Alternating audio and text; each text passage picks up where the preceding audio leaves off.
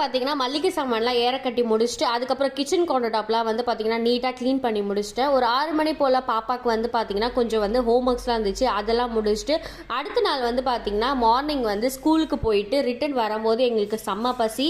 இன்னைக்கு வெனஸ்டேனால நான்வெஜ் சாப்பிட்லான்னு சொல்லிட்டு என்ன பண்ணோம், முட்டை ஆப்பம் வந்து சாப்பிட்லான்னு சொல்லிட்டு சுட சுட முட்டை ஆப்பம் வந்து குருமா வச்சு சாப்பிட்டா சூப்பராக இருந்துச்சு. அது சாப்பிட்டு முடிச்சிட்டோன்னே இன்றைக்கி ஐஸ்கிரீம் சாப்பிட்லான்னு சொல்லிட்டு போனோம். இன்றைக்கி வந்து February 14 லவர்ஸ் டே. நாங்கள் வந்து ஐஸ்கிரீம் சாப்பிட்ட இந்த டேக்காக வந்து பார்த்தீங்கன்னா என்ஜாய் பண்ணிட்டோம். ஸோ சிம்பிளாக இருந்தாலும் வந்து பார்த்தீங்கன்னா அட்லீஸ்ட் இந்த டைம்ஸாவது நாங்கள் வந்து கொஞ்சம் எங்களுக்காக கொஞ்சம் ஒதுக்கிக்கிறோம். ஸோ குழந்தைக்கும் வந்து பார்த்தீங்கன்னா ஐஸ்கிரீம் வாங்கி கொடுத்தோம். நான் என்னதான் வந்து ஐஸ்கிரீம் இந்த வாரம் கொடுக்கக்கூடாது அப்படின்னாலும் அவனுக்கு இந்த வாரம் ஃபுல்லாக ஐஸ்கிரீம் தான் சாப்பிட்டுட்டு இருக்கான். என்ன ஆக போகுதுன்னு எனக்கே தெரியல.